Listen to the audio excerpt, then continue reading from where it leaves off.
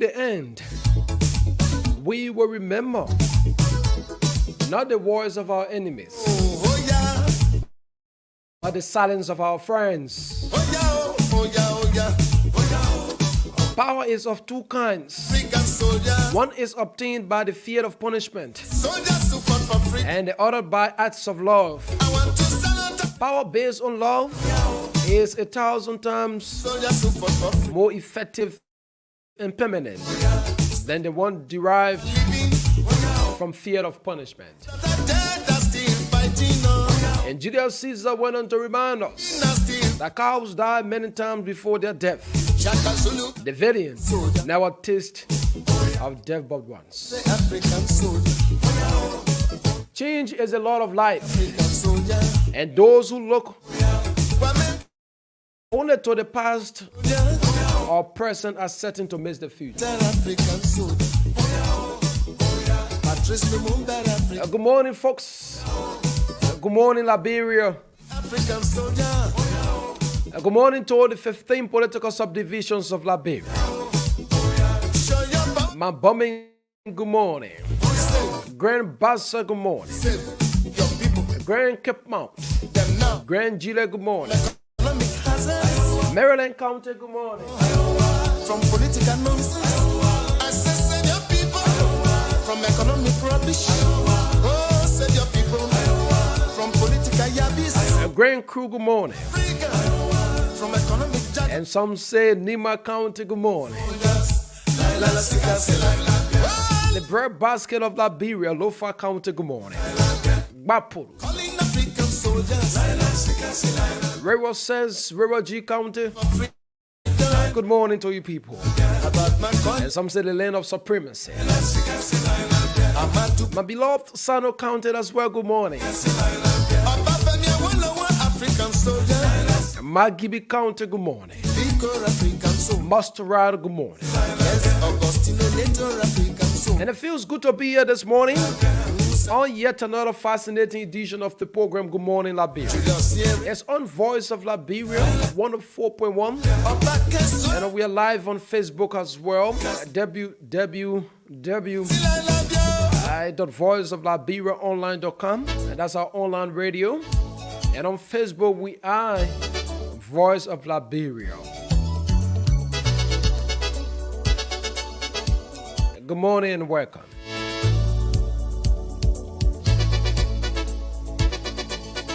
For those of you watching, keep watching. Invite someone to watch along with you. Help us share the live. Help us share the live video.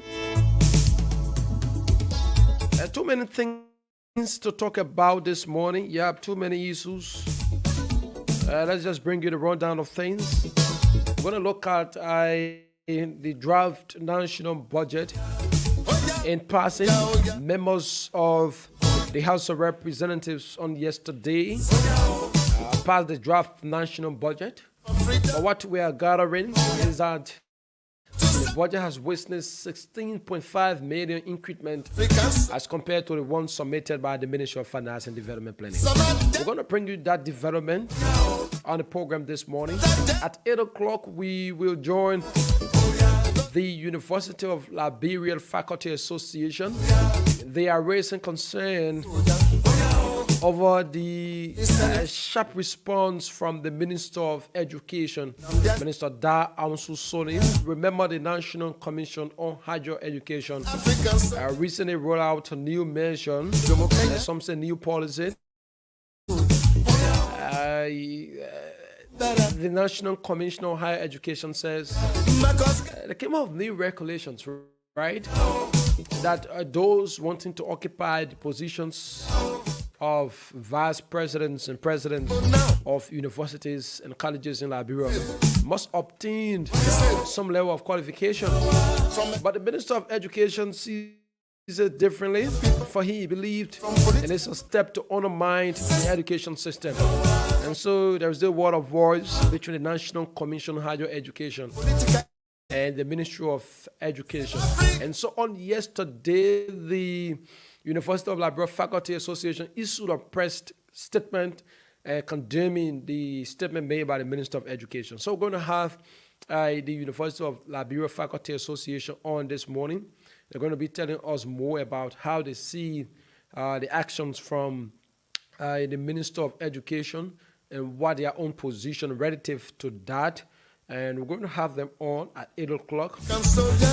And now at 9 o'clock, we dip deeper in that's the draft national budget that was passed by the legislature, the House of Representatives. We're going to look at that. Some lawmakers are raising concern already. Women bricks out of District 6, that's Bon County, has raised concern. Rostalin Dennis of District 4, Mosrado County as well, has raised concern. And also we will be looking at, in passing, the members of the Liberian Senate on yesterday debated on pensions benefit. And for some, they believe that how they will their pension benefits should be looked at, and while others are saying there's no reason for you to be for you to receive pension benefits or retirement package, because the job you are being given, it is the expression of the citizens. And so, if you are taken off the job, it doesn't mean that they should reward you for the time you were there. And so we're going to look at all of these things as well on the program this morning. So it feels good to be here. For those of you watching, we say thanks for watching. Invite others to share the live and invite others to join. Hilton Wulajidu says, I'm trying to get this thing right. Yeah, you got to bear with me. Yeah, for those of you watching the live, you have to, honestly, you got to bear with me. I'm doing everything possible to get this live on and running. Yeah, I'm doing everything possible to have it on. My word. We'll have to go for this break. We'll have to take this break. It's important we do it. It's important we do this break.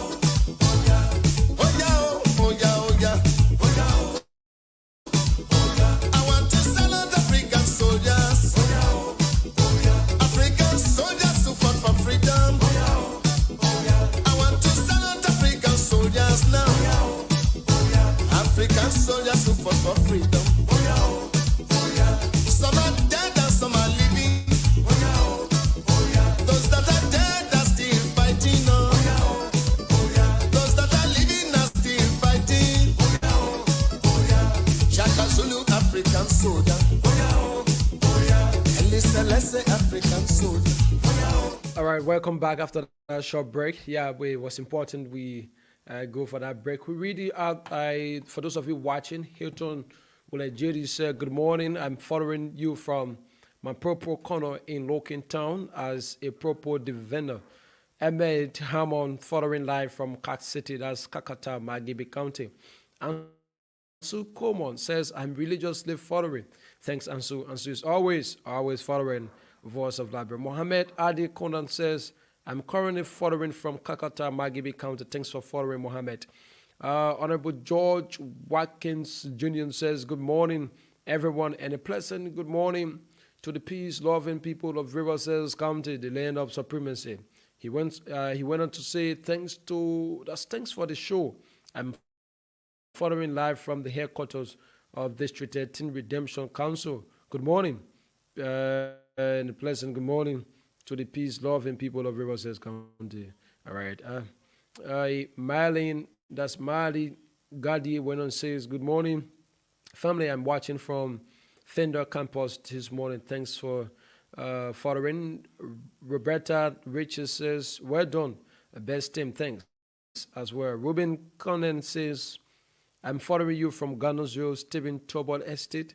junction as a chairperson, that's as the chairperson of the National Response and Defense Team, area propos defenders. And Usman Koli says, I'm watching, brother. Emmanuel S. Bobo says, good morning. And thanks to all of you, those of you who joined. Help us share the live, keep following, share the live. And so, like we said, we at 8 o'clock, we will join the University of Liberia Faculty Association. They issued a press statement on yesterday relative to this whole thing about the National Commission on Higher Education new measures they wrote out, which of course the Minister of Education, Professor Dow Ansusoni, sees it to be as a step to undermine the gains made in the education sector. And so we're going to be speaking with the University of Liberia Faculty Association this morning at 8 o'clock on the program. But until then, too many things to look at. Like we said, lawmakers up Capitol Hill, especially the Liberian Senate, has raised concern over the pension benefits and retirement packages as the draw closer. Remember, by October, we will be going for elections. And so smartly, those senators wanting to use the Liberian people. There is nothing wrong, right? There is nothing wrong about them receiving their pension benefits. Given the fact that if they have been working along with NASCOP, right? So if this program with NASCOP, NASCOP, that's the National Social Security and Welfare Corporation. So they are responsible, they are that government institution that oftentimes they ensure that, once you are working in government, the court, you subscribe with them, you pay your $5, your $10, I don't know, whatever the amount is, you pay it, and so at the end, when you are retired, you're out of the services of government, that money will be remitted to you. But the thing about it is that lawmakers, the guys have understood that 2023 October, the Liberian people will be paying them for the services they have done, the services they have rendered. Oftentimes, if you leave from here, 15 of those 30 senators will be saying goodbye, or for some will be re-elected, given on the job they have done over the years. But this is the argument. Oftentimes, there are different sides of the device. Those that work in the public sector have complained of not receiving their retirement benefits, their retirement packages. Of recent, even the National Pensioners Union of Liberia raised a concern that it has over 5,000 of its members from 2020 up to present that haven't received their retirement packages, their retirement benefits. They were honorably retired by the Liberian government, and most of them work in the various sectors, the teaching profession. Some of them were doctors. Just name the rest. They work for government all through this time, and they have been honorably retired from services. But as we speak, they are yet to receive their retirement packages. They have written the Liberian Senate. They have written members of the legislature on countless of occasions, and their concerns have been trashed, and nothing has been said about it. From 2020, 2021, 2022, and we're in 2023. 4 consecutive years, the National Pensioners Union of Liberia has consistently engaged the Liberian Senate, calling on that body to ensure that the right things are done and ensure that they call on the relevant authorities so that they could speed up and provide their pension benefits and what have you.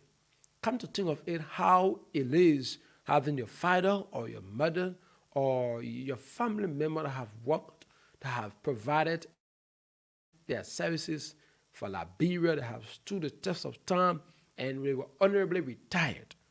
If you are working in public service and you are honorably retired, it speaks that your contributions to society were immense. It speaks to the fact that you in spite of the challenges that were on the job at the time, you were able to withstand the test of time and ensure the right things were done. That's why you were honorably retired. You weren't dismissed, you weren't disqualified, but you were honorably retired. So, like in every given society, said individuals should have been given or should have been accorded all necessary support. Yeah, all of what they worked for, all of what they labored for, should have been given to them. But over 5,000 of the members, as we speak, according to the pensioners, over 5,000 of the members are yet to receive their pension benefits. But because the lawmakers, especially the senators, understand, most of them understand that there's no reason for the Liberian people to re-elect them. Most of them understand that they won't be returning to the capital building. So they want to use this time now to prevail on their colleagues and to ensure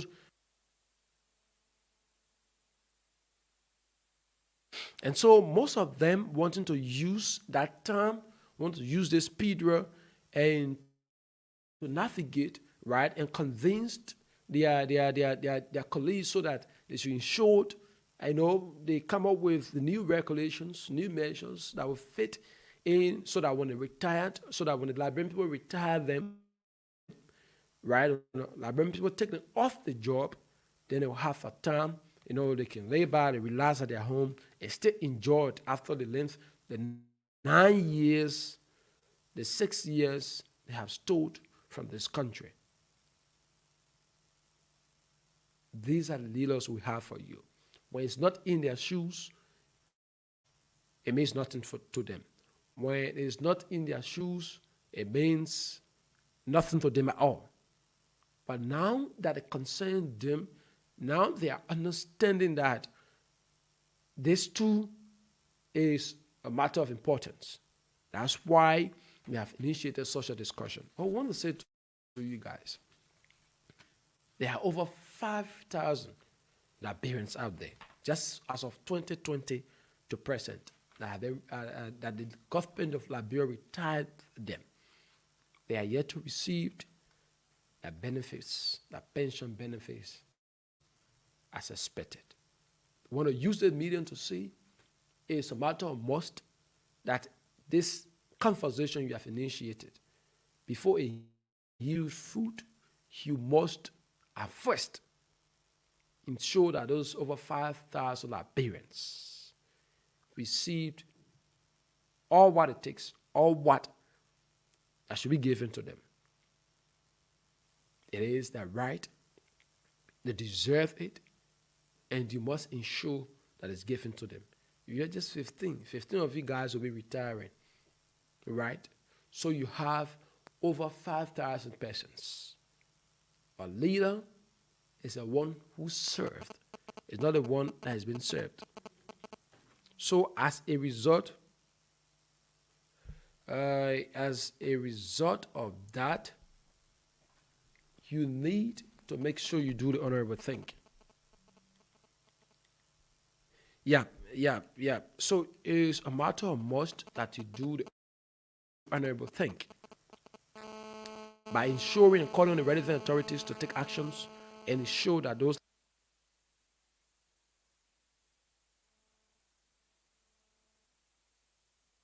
that they received their benefits. Like we said last time, we are exerting efforts, and very soon on the show we will bring the National Pensioners Union of Liberia on this platform, and you're going to listen to these Liberians, those men and women that serve this country in various capacities, those men and women that served Liberia diligently. They sacrificed their time, their effort. They were committed to the job that was given, the task that was given them. And they served this country diligently. Those Liberians, by this time, should be given all necessary benefits as expected. But these are Liberians, after working government for a length of time, their salaries were cut, and the rest of it. right? The rest of it, they are yet to receive that benefits. But the good thing about it is that we'll have time, yeah, we'll have time to discuss. We'll have time to discuss on that. Yeah, we'll have time to discuss on that. But folks, like we said, it's 8 o'clock, a minute after 8 already. And we told you at 8 o'clock we will have with us the University of Liberia Faculty Association to continue the discussion relatively to this whole issue surrounding the National Commission on Higher Education. And for the heftiness of our discussion, I'm going to read through quickly the press statement that was released by the National Commission on Higher Education that gave rise to this whole conversation between the Minister of Education and the Director General of the National Commission on Higher Education. And this is the press statement issued. They say this is to inform all heirs of higher education institutions in Liberia that one of the overreaching policy expectations of the National Commission on Higher Education is that all presidents and vice presidents for academic affairs of universities and colleges operating in Liberia must possess a doctorate degree from an accredited university and a college. An honorary degree holder is disallowed to serve as president or vice president for academic affairs at any higher education institutions within the republic. Please adhere to this defined policy as the National Commission on Higher Education intends to ensure that this policy is implemented fully by institutions of higher learning in Liberia beginning effectively immediately. And they were signed by the acting public relations officer G. Melvin Taylor and approved by Professor Edward Lama Wokoin, PhD, Director General of the National Commission on Higher Education. But the Minister of Education, Minister Ansu Soni, described as reckless the comments from Wokoin against those heads or heading higher education across Liberia. And that Minister Soni says the decision is intended to create chaos in the country and calling on the commissioner to exercise wisdom. According to Professor Ansu Soni, those with doctorate degrees in Liberia are far below the number of higher education institutions. So as such, the ultimatum is not applicable. But the University of Liberia Faculty Association has different opinion towards that. And thankfully, we had to bring them on this morning. Good morning and welcome to Voice of Liberia. Good morning. Thank you very much. It's a pleasure. Thank you. For the sake of the discussion and those listening via radio, we're going to allow you in the next 1 or 2 minutes to properly introduce yourself. Okay. My name is Eric Patten, and I am the Secretary General of the University of Liberia Faculty Association. When one talks about the University of Liberia Faculty Association, what exactly are we saying? The University of Liberia Faculty Association is an umbrella body for all academic and teaching staff at the University of Liberia on all four campuses of the university. We're talking about Capitol Hill, Fendal, the medical campus, and St. J. This is the official representation of all faculty. All right, and so we're going to go straightly into the nitty-gritty of our discussion this morning, relatively to I'm confident that the Faculty Association has been following the latest development from the National Commission on Higher Education. Before we come to the Minister of Education comment towards that, in all fairness, Liberians are listening. You're going to tell us in the next few minutes what's your own impression relatively to this new measure rolled out by the National Commission on Higher Education, that those that are occupied the positions of presidents and vice presidents for academic affairs at various universities and colleges must obtain at least a doctorate degree. Well, the at the level of the University At the of level of the Liberia University Faculty of Liberia Association, Faculty Association, OFA for or short, OFA for short, um, we uh, have been we have been pressuring the pressuring the University University Authority Authority and government and agencies government agencies to ensure that the to credibility of ensure that the faculty, credibility of faculty, not just at the University not of just at the Liberia, University but of within Liberia, the but space within of the Liberia, space of Liberia, operate under operate under credibility. credibility. We have had We have had several several calls calls and and allegations against allegations people operating in against academic people operating in institutions academic institutions possessing fake possessing credentials. fake credentials. Last year, just about this Last time, year, we just about this issued time, a we press issued statement a press calling statement on the University calling on the Authority University to Authority investigate the credential of all faculty all faculty at the University of Liberia at to the University ensure of Liberia that to we have ensure credibility that we at the have university. credibility at the university. It has been more than 2 It has years been more than 2 since years all of since us submitted all of us our submitted credentials our credentials at the offices at of the the Vice offices President for of the Academic Vice Affairs President for at the Academic University of Affairs at the Liberia. University of Liberia. Surprisingly, Surprisingly, today, there is no there is report, no report on whether the university, university has conducted any any audit of our credential credential and to come up and with to come up with who has a who has a legitimate credential or who doesn't have a legitimate credential. So the National Commission on Higher Education position was a boost to the struggle that we have been going through. As a matter of fact, as part of our negotiation on the credential audit, the Ministry of Finance has over 6 months promised that the National Commission on Higher Education were going to begin the credential audit and that they were going to fund that process. Unfortunately, that is yet to begin and it's causing serious problems in our space of operation. Our surprise is that the Minister of Education, who is supposed to be the champion of credibility, and ensuring that Liberia's education sector, especially higher education, can compete with our partners in the sub-region, is the one now throwing dagger in the heart of a policy that will bring credibility to our higher education institutions. And this is unfortunate. As a body in higher education, we throw our full weight behind the position of the National Commission on Higher Education, and we will stop at no length to ensure that this policy is implemented. As part of our activity, we have written the legislature because the current charter of the university is under review.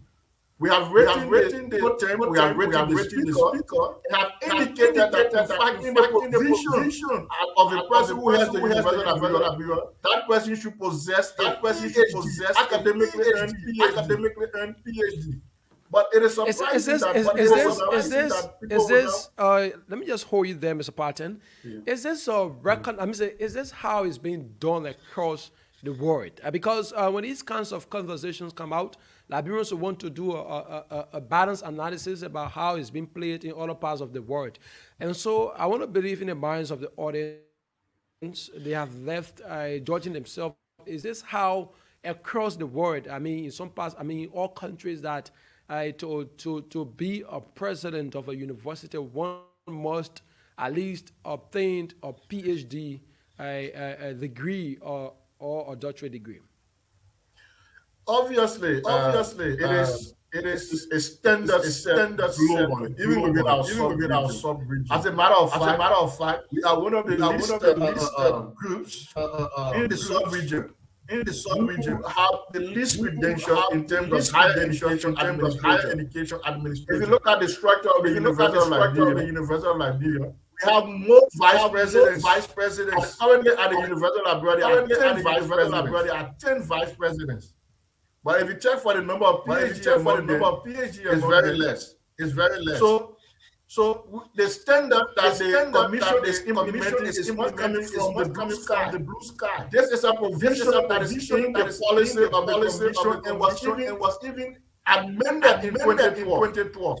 So we expect that the minister will have been reading the policy of the National Commission on Higher Education before issuing a statement, because the commission is not acting outside of the mandate that is given the commission. It is acting within the means and bounds of its mandate. And that's where we as a faculty association are kind of surprised that the Minister of Education, who is the chairman of the board, will now throw a dagger in the policy that is being just next to our neighbors in Seven. They implemented a comprehensive credential audit that has brought credibility to their institutions. Why can't we? The ministry has never called for any credential audit.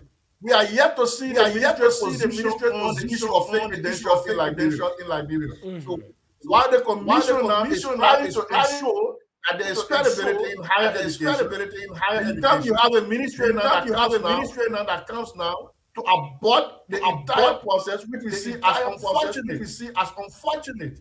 And as a faculty association, part of this is that coming quickly. Part of this is that there is this one group in Liberia that's functioning called Campaigners Against Academic Crimes, something that's headed by Martin K. and Colley. The last time when I had conversations with the Director General of the National Commission on Higher Education, asking the same very question as to what are the work that has been done by that organization to expose, quote unquote, those with fake degrees and fake credentials, was something that reconcile with the functions of the National Commission on Higher Education, and he embraced that. I mean, for you, faculty association and also administrators, the work done by that campaigners against academic crimes, do you at any point in time reconcile with that campaign, or you see it as a threat or as a wish horn against your members? Well, we welcome every society group that is interested in showing that there's in higher education. And so we know that every aspect that the is pursuing. However, in terms of credibility, people who argue that CSC is operating on a different front. Therefore, you will require a statutory authority with capacity to be able to do the credential audit, whilst the civil society as watchdog. That is why it's employ the CSC. But we are saying that the Commission on Higher Education should muster the courage to ensure that once CSC is bringing this to the public, but there needs to be equal investigation, because you are the authority that regulates higher education, because CSC is the only based tip off. But you could do a comprehensive review of credentials and have an comprehensive assessing the level of credential at the higher education in Liberia. Part of this new measure is that Dr. Soni, if you listen to him, he says doctorate degrees holders in Liberia they are very scarce, right? If I'm a place in the words that he said, doctorate degrees in Liberia are far below the number of higher education. So because of that, he sees the measure to be something that will undermine the fight against higher education in Liberia. That exactly was his argument. That is unfortunate. I challenge that. I'm not even going to that Sony does not have a PhD. I challenge Minister Sony, because there is no database that he has that shows the number of PhDs besides the higher education that is doing citizen. It is higher education. That's why you have higher education engaging in joint research and collaboration. So if you have a deficiency in certain area, does not prevent you from going in the sub-region to hire people. At the University of Liberia, we have people who are from other African countries because we don't have the capacity in those areas. It does not only Liberian citizens, but I can challenge the minister as the hold up currently at the time he was at the University of Liberia or any higher education in this country. That information that he's providing, he has no statistics for the number of that we have in Liberia, but we know that we have the capacity to ensure that higher education is by having the requisite credential at the end of those institutions. One may argue that before the National Commission on Higher Education could roll out this measure, perhaps they should have had a conversation with the minister or the Ministry of Education and other institutions that are working relatively towards improving the education system of Liberia. And such a discussion could lead to the punishment set aside for those who do not have the right credentials, but they are occupying those positions. Don't you believe that if the commission could have called the Ministry of Education to a meeting or to a dialogue and come up and inform the minister that this is what we are about to go through, that could be very easier than what it is right now? Well, as I know is that this has been an ongoing discussion, and this is something that higher education I am aware of as part of the provision. As I said earlier, this was even amended higher commission in terms of regular provision in 2012. It was updated in 2012. And the Ministry of Education that chairs the board is aware of this provision. They are not arguing against the existence of the provision. They are arguing that it is not time for implementation. We say no. There are people with the requisite qualification to open the process for application. And you may see people submit and they have legitimate credentials. You cannot restrict universities for honorary degrees, religious degrees, who do not find academia but academia, but reduce our institutions make them less competitive. Politics in the sub-region and for others in the sub-region, it is unacceptable at no length to ensure that the policy that has been called for by the commission is implemented to the fullest. Part of your press release on yesterday, there is a paragraph there. I think the second to the last or so forth. It says the University of Liberia Faculty Association wonders why the Ministry of Education authorities are yet to take a position on the proliferation of fake credentials in the academic space of Liberia. To what extent this action, the silence of the Ministry of Education, is affecting the education system in Liberia, precisely higher education? Well, my brother has had a dark cloud over a credential of all of us who work in higher education, and we do not blame the public. The statutory authority has not seen the need to pursue credential as a prime objective. So many of us in higher education have always called the requisite authority to ensure the University of Liberia conduct its own credential audit. We have submitted our credentials. Why have they reneged? We still do not understand. The Minister of Finance. We know for a fact because I was part of those negotiations. Committed themselves over 6 months to the National Commission Higher Education. Begin the process. As we are yet to see that to the National Commission Higher Education. Our patience runs at the end of this February. We have given them children, we have told them the end of February is the cutoff point to ensure that you begin the credential audit. If you don't begin the credential audit at the level of we have our own measure and mechanism to ensure that people who are public middle class what is necessary where we operate. At times when you come up with these kinds of discussions, you want to think that maybe some of you that have the requisite authority already, perhaps wanting to take over their jobs. I think that even if you listen to the minister, he says it could lead to chaos in the country. Well, I don't know how difficult terms are chaos because I don't see the number of persons that they're talking about as compared to the number we have. So we have more PhDs at the university alone. Take other universities around here, you have PhDs there. So I don't see how it is going to be. It is going to be when the minister decides to protect his friends who are in higher education positions and who are doctorates. Are you insinuating that one of the reasons why this whole thing about credential audit is yet to be implemented is because of the relationship that the minister has with some of those in authorities currently as we speak?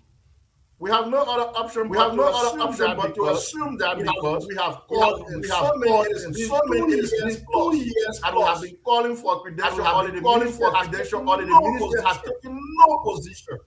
The government, through the Ministry of Finance Committee, has taken no position to ensure that. The explanation is they may have some of them who may be involved in it, to protect them for some time of time, where they are comfortable, and for us, we say no. For example, because of my status as Secretary General, my bachelor and master have been so many scrutinies.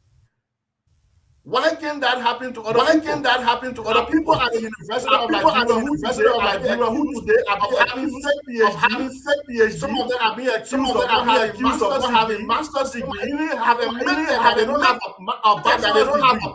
bachelor's degree. How do we have those people? How do we verify whatever credential that they have?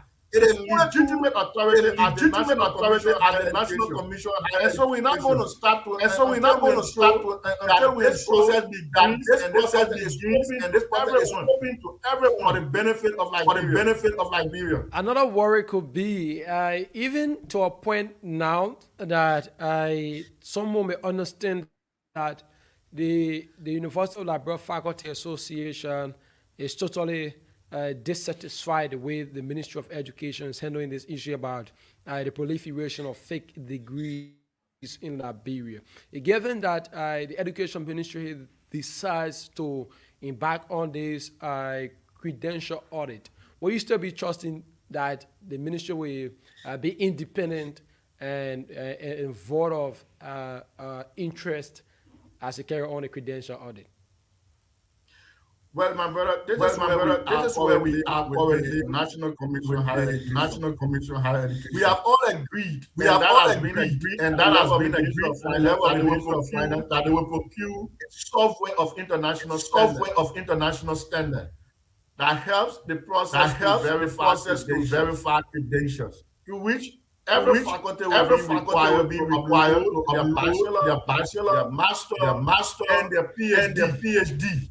And then the software will automatically generate contact based on the name of the institution, so that the commission will do a communication to verify whether you graduated from that institution. As we speak, that process is grossly underfunded, and the Ministry of Finance have not committed herself to it. We continue to remain in limbo, and we don't know how far it is And for us offer, and for us offer, we will continue because it borders on all of us credibility. Nobody knows who possesses, nobody knows who possesses a fake credential, who has a real credential. It is very important to us for us to ensure this credential audit is carrying on like Liberia, the University and all other public universities. As a matter of fact, we are not just talking at University of Liberia. We are talking on behalf of all public universities, collaboration with our colleagues around. We are talking, and it is something all of us want. Because what it does is that it motivates us to aspire for higher education. For example, those with a master's degree will get convinced to go for a higher degree. But if you have honorary degrees, people heading us, and there's no formulation in terms of criteria for people to ascend to certain positions, it discourages the process for people to aspire to empire.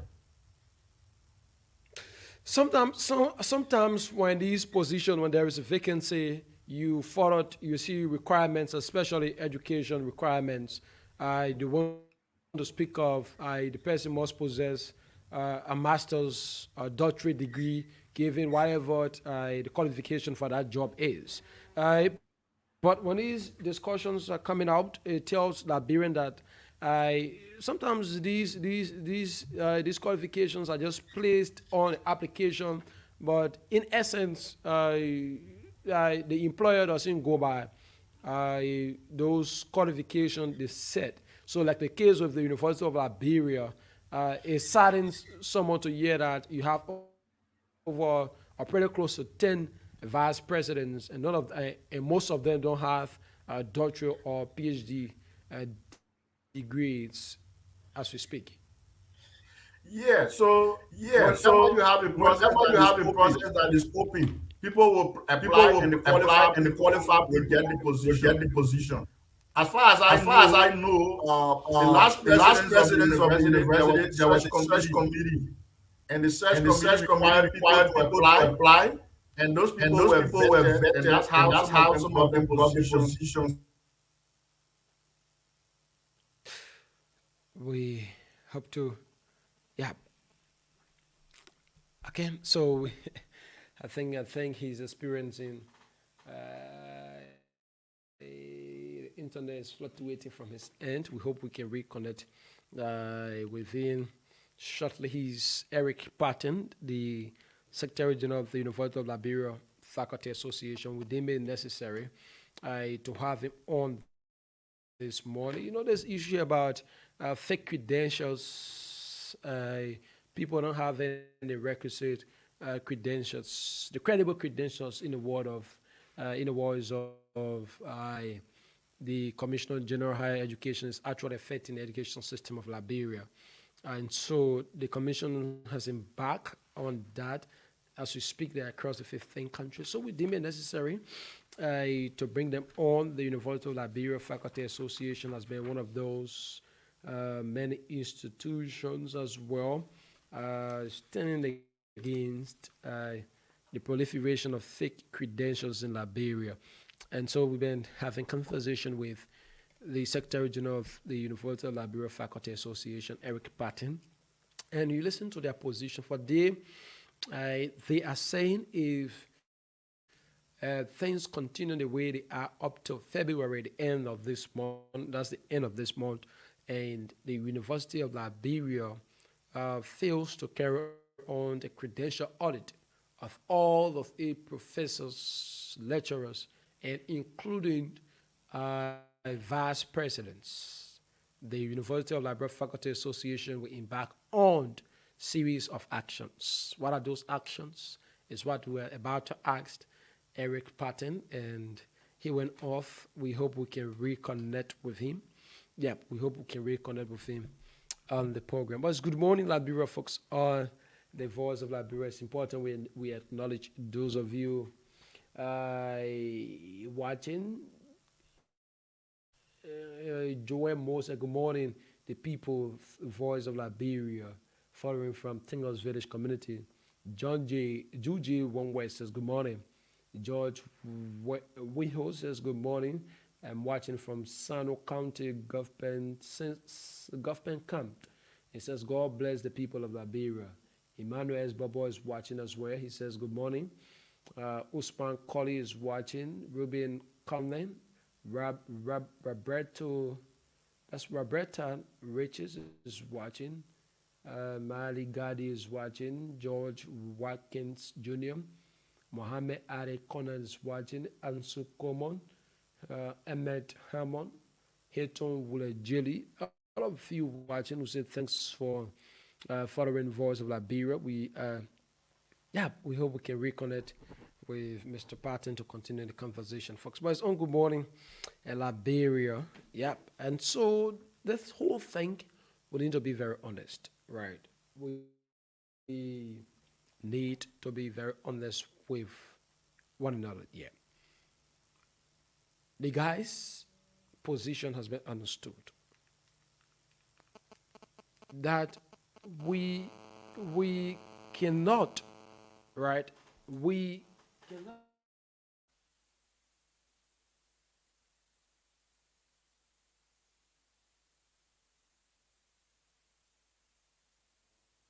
So the guy's position has been, I think there is a need that,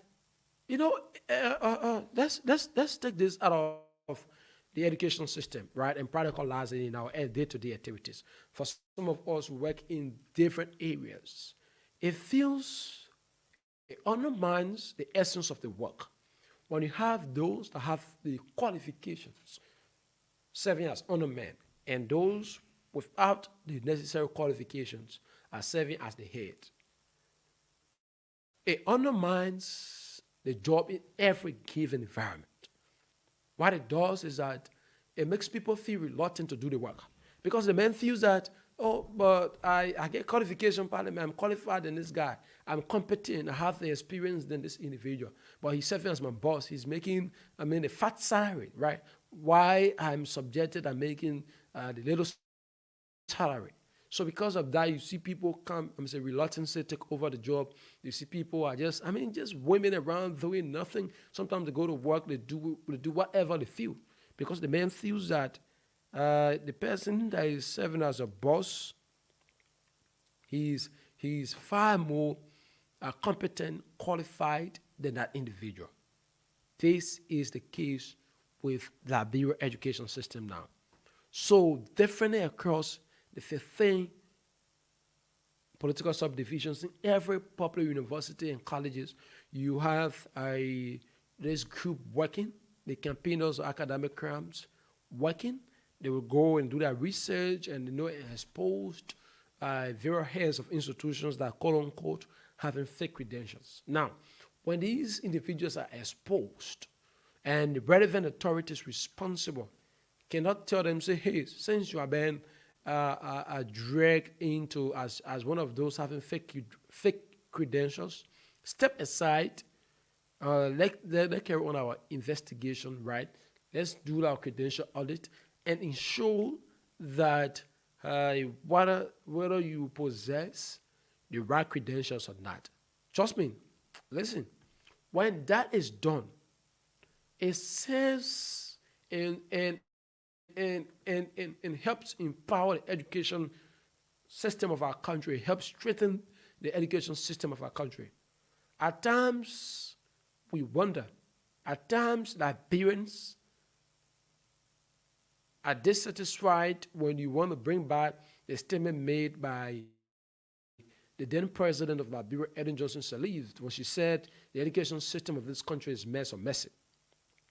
You see, these are things that play out when those that should be in the position, those that should be occupying the position, are not the ones, but instead those that are unqualified are occupying those positions. It undermined the essence of the work.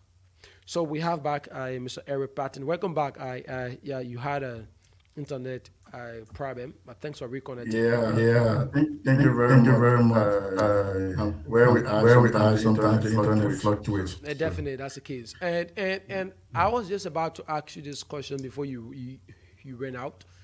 At what point in time did the University of Liberia Faculty Association and perhaps the National Commission on Higher Education, if you were to be asked, I realized that the issue of fake credentials is affecting the education system of Liberia. At what point in time did you guys realize that?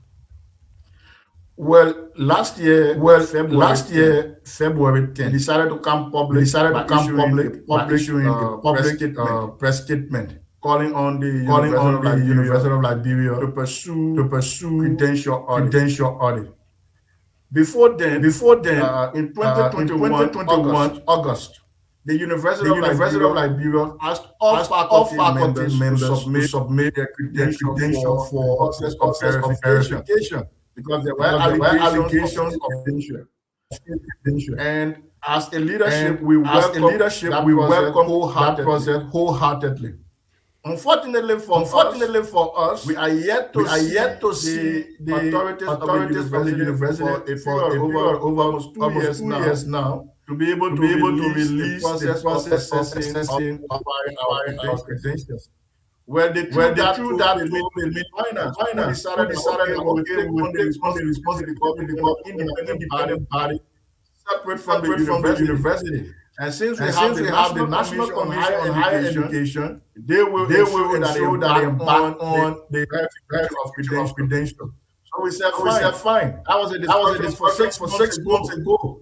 They committed that they will provide the finance, the commission will the software required for the verification of our various credentials. That has been over 6 months. Every time we engage the Minister of Finance, they will tell we do it very toxic environment. Every day and every year that there is an issue of nature, it brings a dark cloud over all of us who work in higher education. So this is something that we have been calling for over 2 years. But the fact that the commission has taken the position that last week, that provided us the support to be able to ensure that yes, even at the level of the legislature, we are written communication to the Senate, to the House of Representatives on the same issue. We have written to the university because as we speak, Harris, since the inception of this government, the board of the university has not been appointed or reconstituted. Minister of Education is a statutory member of the board of the University of Liberia. There has never been a time that there has been issues at that university for the minister to intervene. The only comes at the end when other people have intervened, and the problem seems to be under control. So the responsibilities, they are not assuming their responsibilities. Most of those on the board, their time has expired. For example, the vice president of this country was a member of the board. The current structure of the board still has on at the time she was in the Senate. There are people who were in the Senate, who are no longer there, who are no longer still on the board of the university. How do you have these people? How do you have these people who have retired? Her name is still there. And there is a time for each of these 4 years. That's 4 years. Some of them 5 years. All of those times have expired. This government we have met the visitor when the former minister of state was there. We informed him that there was a need for the president to consider the appointment of the board because the board has the authority to ensure that the university operates according to the charter of the university. But as you speak, we do not have a board, and so the number of vice presidents at that university will continue to increase because there is no board to provide integrity. You find the president here. I think in the sub-region has 5 vice presidents, 4 associate vice presidents, and the number continue to increase. But at the end of the day, the government will say we don't have money, but this position, when you combine how much they take on a annual basis, currently, if you do my what they take on the bros, they take over 500,000 university budget in salary alone, not other benefits. So that's just 10 of 14 persons. So you can imagine the stress that the university is under. Most of them do not possess the requisite qualification to be vice president. Go to the sub partners. It becomes an embarrassing situation. They are calling their portfolio and we as one of the coders in the sub region. We have people with masters in themselves as vice president, as vice president, people with PhD with letters of institution, but they are not prepared. But they are not friends of those who are running the institution. These are measures, all of what you spoke of, adjustment to a point, when you make mention of the bowl, and like across the world for our university to function effectively and show that they are in the right order. The bowl works along with the administration and ensure all of the right things are done. You want to make mention of Lauren Brown. You want to make mention of Jewel and the rest of the folks who tenure has expired, and the board is yet to constitute. I'm saying yet to be constituted. But I want to say this is government. It runs. Things happen. It's a gradual process, and it's not something that will happen abruptly. And like recently, we saw the president constituted the Nimba University board. I mean, it has been a crowd of over times that I'm saying the need for the board to be constituted at the Nimba University. And finally, the president listened to the crowd, and a board was constituted. So one may want to remind you that these things you spoke of will happen, but it takes time and it's a gradual process. Well, my brother, we are aware that it will happen. At our level, we don't think that the president has the relevant to be able to understand what is happening at the University of Liberia. And the only people with the authority to be able to inform the president are the members of the board of trustees. But if you don't have them as we speak, even the Senate. The Senate is yet to even nominate it to the board. Only the House of Representatives have nominated their members to the board since the inception of this regime. The Senate has refused to do that. But again, all of the different nominations must come together from the President of the Republic of Liberia. We have written the President who could not get access. We wrote the Minister of Finance and the communication. To the extent we even met the legal advisor to the President on the issue of the board, to bring the President attention to the situation at the Liberia for a board. But that's over a year plus. Everything that is impacting learning and teaching at the University of Liberia. Some of the things that will cause problem for the university to shut down easily handled. But since there is no remedy, there is no conflict resolution, and then we will have to have external partners and learning and systems to learning, and this will not happen. But it will only happen because we do not have a functioning board of trustees. So currently, as we speak, how are things being run at the university? They are only run at the level of what the university call UL. Oh my word! This internet thing. They are being run at what the university call the UL cabinet. The UL cabinet is not a structure of the charter. It is a structure created by the chief administrator of the University of Liberia. Those vice presidents that were appointed and they discuss. They even overrule the make decisions ahead of the faculty senate, which is not legal as per the charter. So most of the decisions are only coming from those 10 vice presidents and the president, and it is not coming from the board of trustees, because we do not have a functioning board of trustees, and we cannot tell you what the last time even those who are from the House of Representatives that are on the board of trustees have met the University of Liberia to discuss issues as it relates to the University of Liberia. They have not done so. There's no functioning board. So that's why you have all of these problems.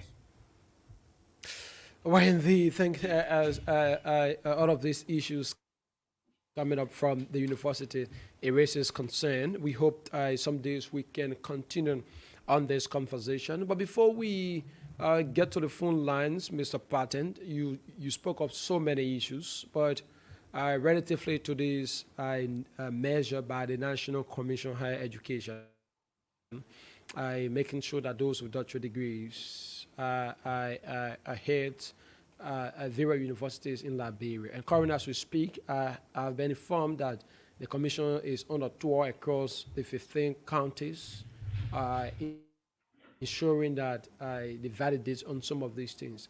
But given that the Minister of Education, part of your release that was issued on yesterday, you instructed the Minister of Education to retract his statement against the current exercisement ordered by the National Commission on Higher Education. Given that the minister refused to listen to you, what's going to be the next action from the Faculty Association?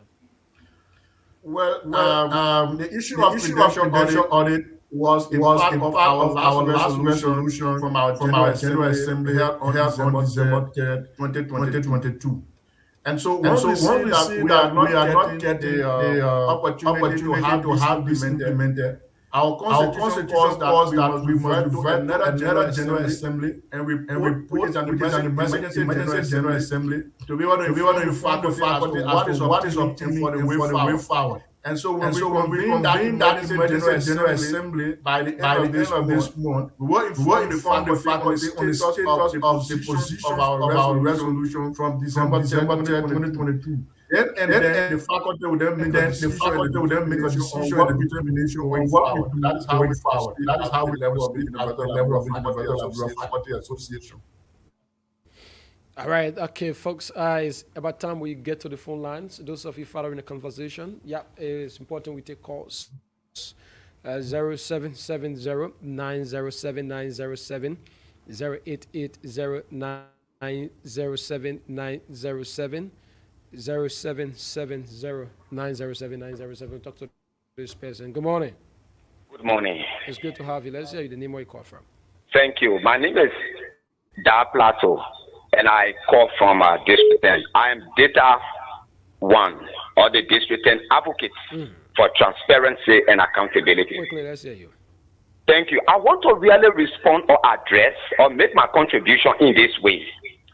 Number one, I'll hear the voice of Martin Colley. I appreciate it. But let us say this. My concern has to do with amplifying voices by the Liberian media. Amplifying voices that the Liberian media continue to refuse to also investigate. This is why today we have a spoon or the stand on with a spoon situation today. And the Liberian national media landscape is tightly on it because they did not care to investigate people investigating other people. This is where I get problem. Number one, the Liberian national media platform, I'm talking about the whole media ecosystem, not one has ever investigated the status of even the Martin Colley. Nobody has done it. You see, while people like Martin will write the marshal and will not get the appropriate redress, and you're crying on it today. Because people realize that even Martin needs to be appropriately investigated, and the media landscape is not doing so. Number one, who is sponsoring Martin? Has Martin published that? Who is educating Martin? What is Martin's source of living? When that plateau, for example, earns a master. I'm coming, right? Hello? I come in. Listen, we're going to have a conversation on this. I don't get it when you said the Liberian media should investigate Mountain to know where is Martin getting his funding from. And this is it, right? Martin is still a student as we speak. Martin is in exile. schooling. I just forgotten his school he's attending. So Martin is in any position. Martin is just a student advocate, if we will say, and an activist pursuing his education while he tried to unleash on some of the things happening in our country. Okay, let me come to. Let me, yeah. I think the work done by Martin. If Martin says this person has fake degree, I think he helps the Commission on Higher Education now to carry on an investigation to say this is what has been said about you. Bring your credentials, let examine it, let know that whether you are qualified or not. Instead of us saying where is Martin funding or sourcing from. Okay, so let me just say this and conclude. Let me just address the issue. At the appropriate time myself, I hope I will be able to engage with you people to really come on the platform and address the Martin something so that you can have another view of who is defining people as fake and other things. We need to know them, but we come to that. On the issue that you people are discussing, let me be very frank with you. We should not address this situation with emotion. The Minister of Education, myself, yeah, I'm speaking to this and I take interest in it because I hold my first degree in education. I have been in the educational sector for 18 years. I'm still in it. I was at UMU teaching, but I don't have practical because I'm involved with politics. Let me say this. The Minister of Education is right. The issue about using a PhD, we have to look at it. Are we talking about PhD only Liberians, or are we talking about PhD regionally, allowing other Africans to come in? Because Liberia, long time before Martin could even get into 12th grade, Liberia has started working through WAEC to fight against the dominance of our educational system by our African brothers. Martin does not know that. So the issue about PhD holder presiding, they are less. So we must go for those who are numerous. All right, we'll leave you there and take this person. Good morning. So many calls. Good morning. Quickly, let's hear you. Thank you so kind. Dr. Let me say good morning to the voice of the VOL family. This is activist Markley Render, and I do join the VOL this morning from SEAL. First of all, let me say a clear caveat to who be who across the geopolitical landscape of our country. Any attempt for whosoever to go against Martin K. Corey in this country, trust me, we will put our volcanic eruption in an argument. Because for one fact, everything that is brought forth is in the public interest of the country. Mind you are aware, I'm from the African Principal University. When my principal died at university was formed by the CSCC. Trust me, today there's a slum in the Methodist circle and other circle. Are you telling me that in fact even measure this brother is providing is that credible? Where you coming from with an argument? You must be drawn far. You must be overwhelmed. You must be satisfied. If President brother giving you a school on the back, or say that in fact the even measure he has provided a 4-year is a pure disrespect and a pure dishonor to him. Thank you. We talked to this person. So many calls. Good morning. Good morning. Let's hear you quickly. Name where you called from. This is Samuel Williams, sir. I'm an instructor at the University of Liberia, Science College. I am a master's degree at the University of the Western Cape in Cape Town, South Africa. Well, let's hear you. So I'm following the discussion. I listened to our SG from OFA, and I listened to the scholar. But you see, my brother, it is quite unfortunate to see people in Liberia trying to claim that it is not time to carry on credential audits across the length and breadth of this country. There are a lot of PhDs around that are available. Just in my department, the physics department at the University of Liberia, we have at least 4 PhD. I'm not talking about the Science College. All of them have done extensive research. They have international experience. Those people can be placed in various institutions of learning to head these institutions of learning. As per the policy of the Higher Commission on Education, let's forget about the presidency and the vice presidency, but even the heads of programs, every college, every department should have at least a PhD. So it is now time that we set things right. If we can get things right at that peak, at that level, so what will happen down there? So it's so disgusting to hear the Minister of Education say it is not time the people should go and clean their house. Well, we are not against cleaning the house of higher education, but why should credential audit be dependent on cleaning the house of higher education? That's the wrong thing to do. As a head of an educational institute, the educational institute in the Republic of Liberia, they should not be coming from him. They just tell the Liberian people that he don't have any interest in promoting education in Liberia. So for me, I will call the rest of the country for him to just step down, to resign, to step aside. Let somebody who knows academics, who has interest personally without taking anything from him, has a lot of years of experience in education. Yeah, fine. But if he doesn't have the passion to push education at the level it's supposed to be, Professor should step aside. Thank you. We'll talk to this person. Good morning.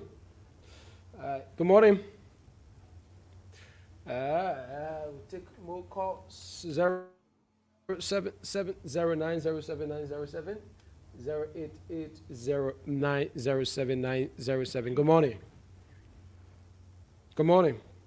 Good morning. It's great to have you. The name where you called from.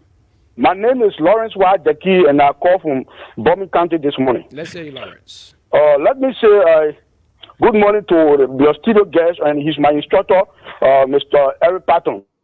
He's an environmental economist, and I've been a graduate from the political science department. I'm also doing my second bachelor at Science College, and my blood is boiling this morning to even hear people saying that it's late.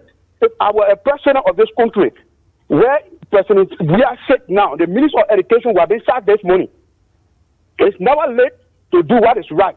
There are a lot of fake degrees in our nation, and those we need a serious sanctity in our educational sector so that this nation can move on the right trajectory. We need that process, and if those of us that are in the student community, we are mad at ourselves as one force. Even when the faculty senate start, we will be with them to ensure that this process is executed to the letter. We need a standard in our country. We cannot be in our country. Then people come from any place, they purport themselves as though they have a requirement for a particular or educational status. But when you look, they only have something that is minute to the status. So we need that process to begin. The Minister of Education need to retract that statement. It even tells me, it behooves my imagination that even he himself, he could be culpable of similar situations that is going on. I must admit to you, why will be a Minister of Education and we are talking about sanity in our education sector, then you say it is not timely. It's never late to do what is right. It's never late. All right. Okay. Indeed, thanks for making your input. 07709079070. 08809079070. We take one or two more calls. We get back to our studio discussing to conclude. Yeah, 0770907907. 08809079070. Added numbers. Call us on these numbers. And you have a saying on this discussion. Yeah, too many issues, too many concerns being raised this morning. Liberians, yeah.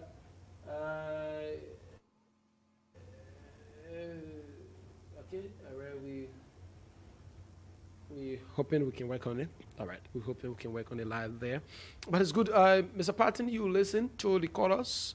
You listen to them different views, and this is exactly what happens when these kinds of conversations come out. Different people view the situation. But in all fairness, you listen to all of them before we get to a parting comment. I mean, what's your own reaction to the number of calls that came in and the different reactions thereof? Well, I'm not going to get myself, into the counter debate of CSC stuff. As I said, they are civil society. All other civil society like Liberia. Once you have legitimate mandate to operate, we are free to engage in the sector. I'm speaking from the level of the faculty association And as a faculty association, we believe that the authority to pursue these actions is the National Commission on Higher Education. And this commission is here by the Ministry of Education. And so while we have been pursuing authorities to show that this commission, the Ministry of Education that is supposed to be the champion of quality education and the champion of standards in Liberia has decided to puncture this process. But let me tell you what the five effects that that's why some people don't want it to go.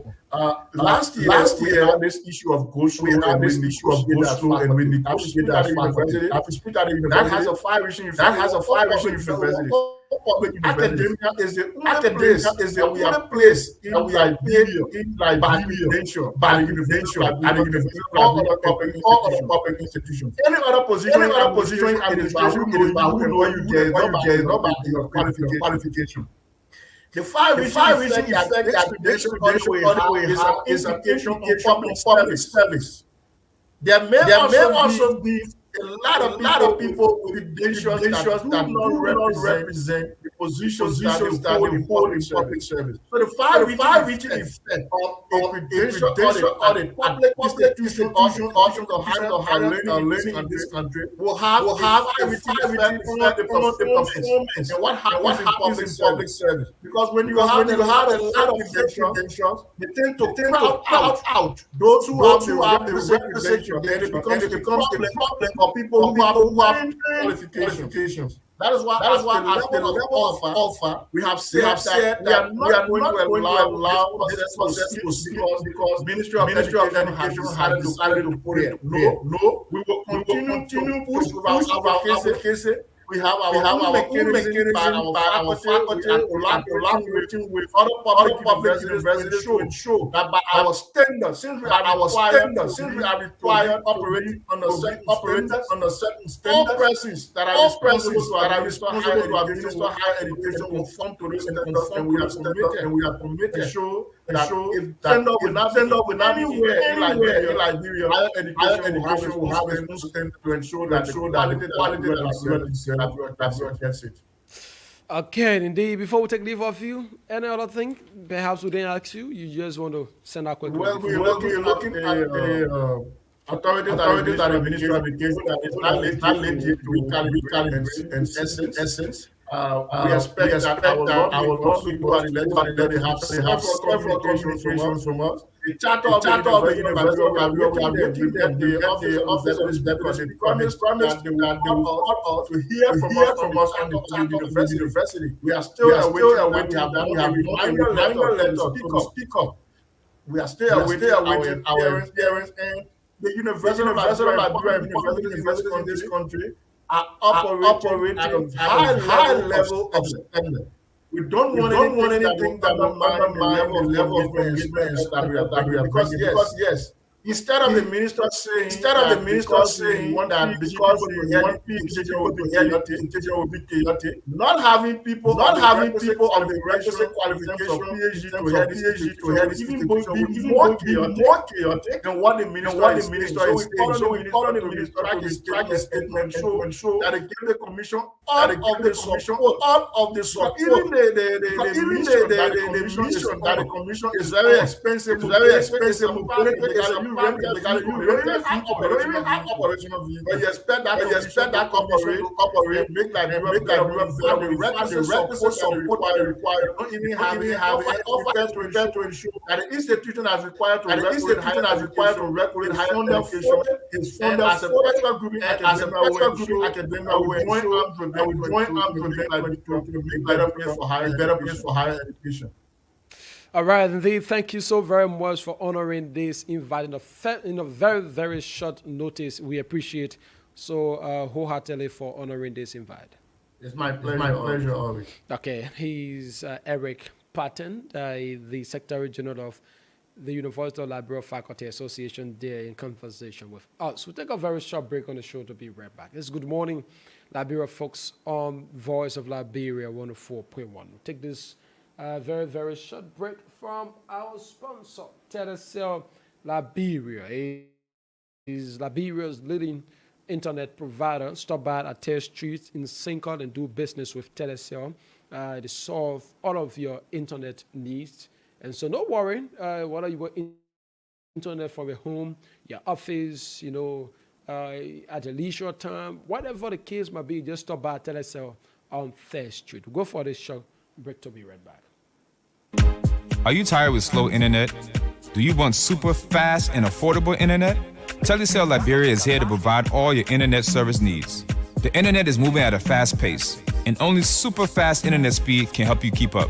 At Telecel, our internet packages are divided into distinct categories: Mega, Optimal, Premium, Elite, and Big Business that suits kids, universities, schools, hotels, beaches, homes, offices, urban areas, and much more. Anything is possible with Telecel Liberia. Get your own streaming box for Netflix, Amazon Prime, Showmax, and more. At Telecel, our amazing 24-hour customer service is there to help you with all your needs. Telecel Liberia, super fast speed, 24 hours technical support team, the best broadband and fiber optic internet service in Liberia. For more information, please call 0770-399-399 or 0881-399-399. Or stop by our office on 3rd Street, Sincor, opposite the Carter Center and GLZ building. Visit our website, telecelliberia.com. Email us at info@telecelliberia.com. Telecel Liberia, the best internet service provider, is here for you. Telecel Liberia, connecting the unconnected. I want to flex my love. I want to impress. Are you tired with slow internet? Do you want super fast and affordable internet? Telecel Liberia is here to provide all your internet service needs. The internet is moving at a fast pace, and only super fast internet speed can help you keep up. At Telecel, our internet packages are divided into distinct categories: Mega, Optimal, Premium, Elite, and Big Business that suits kids, universities, schools, hotels, beaches, homes, offices, urban areas, and much more. Anything is possible with Telecel Liberia. Get your own streaming box for Netflix, Amazon Prime, Showmax, and more. At Telecel, our amazing 24-hour customer service is there to help you with all your needs. Telecel Liberia, super fast speed, 24 hours technical support team, the best broadband and fiber optic internet service in Liberia. For more information, please call 0770-399-399 or 0881-399-399. Or stop by our office on 3rd Street, Sincor, opposite the Carter Center and GLZ building. Visit our website, telecelliberia.com. Email us at info@telecelliberia.com. Telecel Liberia, the best internet service provider, is here for you. Telecel Liberia, connecting the unconnected. Well, indeed, Telecel Liberia is Liberia's leading internet provider. So we encourage you, like we said, you stop by Telecel.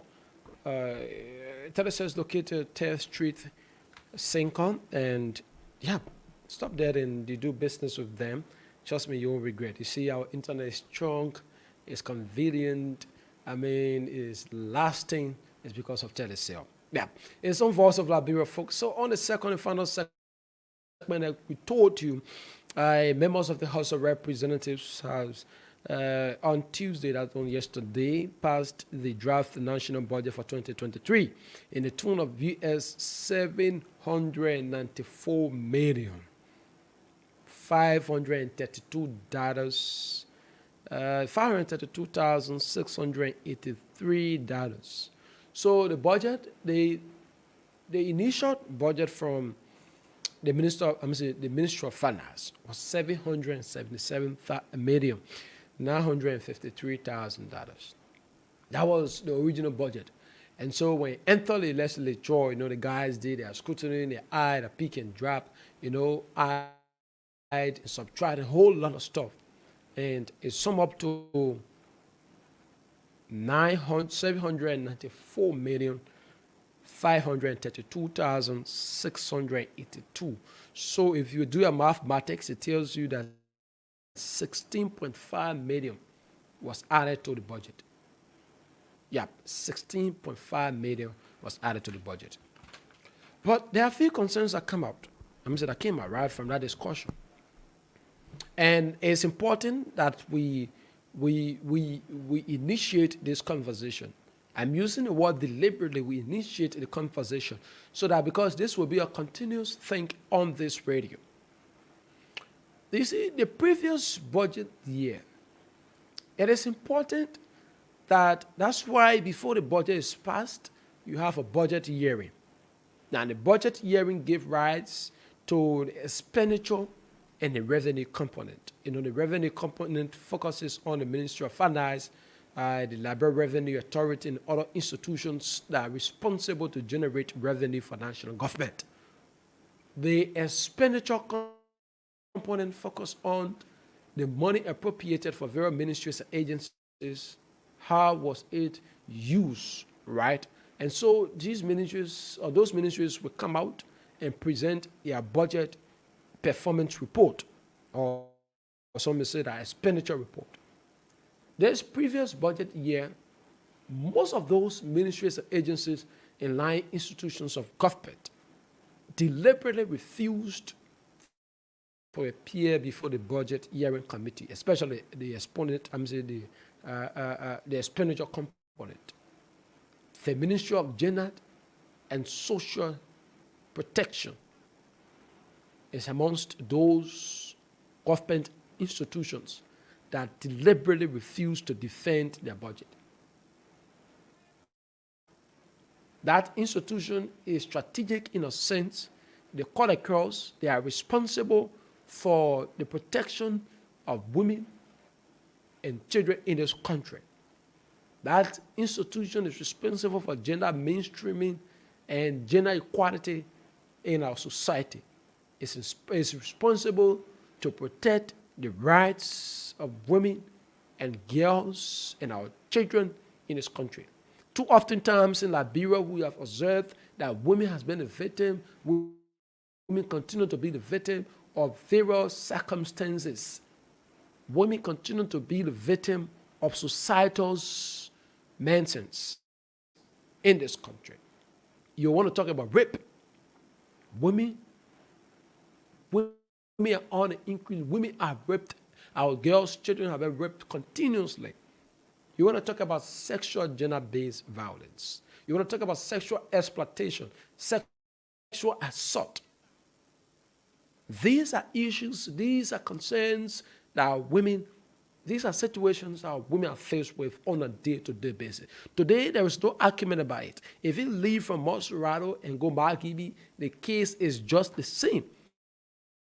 The same treatment method against women in Mosurado in terms of sexual gender-based violence and violence against women, commission of crimes against women is no different from those and what has been experienced in Margibi. You leave Margibi, you go to Bumi, the case is not different. Children in Bumi have been raped. Girls, children in Bumi have been raped, have been sodomized. Have been raped. Boys, children have been sodomized. Girls, children have been abused, they have been assaulted, they have been forced to marriage. The situation is no different when you enter Grand Cape Mount. And across the 15 geopolitical landscape of our country, these things continue to happen. That is of which importance the Ministry of Gender, Social and Children Protection, the role of the Ministry of Gender and Children Protection. Such an institution on a budget, the performance report, the budget expenditure is being called for. You need to come before the budget hearing, right? And present your case. Too often times, if you have a conversation with the Ministry of Gender, they will tell you that budgetary constrained, they are constrained budgetary wise, and because of that is undermining the work that they do at the ministry. You were called before the committee to come and present your budget performance report, to tell them that the money you gave us last year, this is what we did with it, and there is a need that you increase our budget so we can be able to do more. Today you leave from Mosurado and go to Bumi and ask if the Ministry of Gender, Social Protection is there and functioning effectively, adopt it. You leave from it today and go Grand Basso and want to ask the interventions of the Ministry of Gender, Children and Social Protection adopted. It's because every time you listen to them, they will say funding. Funding is the problem. Now, funding is the problem is a song you guys use as an escape route. The government of Liberia, through the legislature and the budget hearing committee, the Committee on Ways, Means, and Finance, called you and said, come and provide your performance, your budget report. Come and tell us, defend your budget. Tell us that this is what, in a year under review, you gave us this amount of money, and the money you gave us, we use it on this and this and this, and there is a need that we increase the budget. There's a need for an increment in our budget so we can be able to extend our work and extend our services. You failed to go there. I'm beginning with this so Liberians should understand how those in authorities, they use these things as an escape route, and they're just at the positions on one end, they go to collect a salary and sit by their business. And you get one building thing there, they say that Ministry of Gender, Children and Social Protection. And every day, every minute, every second, women and girls, our children, have been victims of different issues in this country. So on yesterday, when the budget was passed, you listen to different lawmakers from all sides expressing dissatisfaction over the way in which the budget was scrutinized. That additional 16.5 million, the budget witnessed additional 16.5 million increment. The Liberia budget was 579 million. The current regime, this current budget went to 777 million. It was the biggest of news ever. Liberians were satisfied. We were all around the place, we jubilated. And, just name it, right? But in essence, in reality, the trickle-down effect on the lives of Liberians is still questionable. Today, you leave from here and feel Liberian, but then you had a budget of 5 million and 500 million. This is what your life was, right? And now we had a budget of 777 million or more. Tell me, what's your own impression? Today, the situation Liberians will continue to experience, continue to share dissatisfaction over the matter. Why it's true that we welcomed the increase in the budget and we pray for more. We pray that some days our budget will reach up to 1 billion. We pray. But the budget, if the budget increase, the lives of the people must be impacted. And this is the position of those lawmakers, the women Briggs Menza, like Rosalind Dennis, who raised concern immediately after the passage of the budget. We cannot have a budget that is increasing daily and the lives of the people is not improving at all. Where is the theory there? Right? So how this things play out, national government, the executive branch of government will do the budget to the Ministry of Finance and submit it to the legislature and say, this is it. Now the legislature is a representation of the people in their wisdom. Instead of them making the necessary appropriations and ensuring that those sectors, the areas that Liberians encountering problems are addressed, and there where the problem is. They don't care. Yeah, some of them, differently how they operate and they ensure the concept. So one of the concerns that was brought forth after the passage, because when the budget before it passed, you need to one time for that, you don't talk again. The education sector, and this caught my attention as well. You see, that's why I began to show with that conversation surrounding the education sector. The Ministry of Education budget was increased to 7 million. Yeah, I think initially they had 2.5 or 3 million, or at 3 to 4 million, tend to be corrected. It was increased to 7 million in the draft budget that was passed. So the argument, therefore, is if you have a budget of 4 million, right, an education budget of 4 million at the time, and Liberians across, today you leave from here and go in rural parts of Liberia and see the education system, and see the challenges confronting our children, Liberian children, in public schools across the country. you will wonder what I will have a Ministry of Education. Today, if you leave from here and go in Riverside, for instance, you leave from here and go, we shouldn't carry away Riverside. Go bombing. Go swim marker in bombing. Enter some towns in that place and see the thing they call school. Right? Sometimes you see one teacher or school that's up to 6th grade to a single teacher. The case is not different. No argument about that. No one should argue. No one should argue.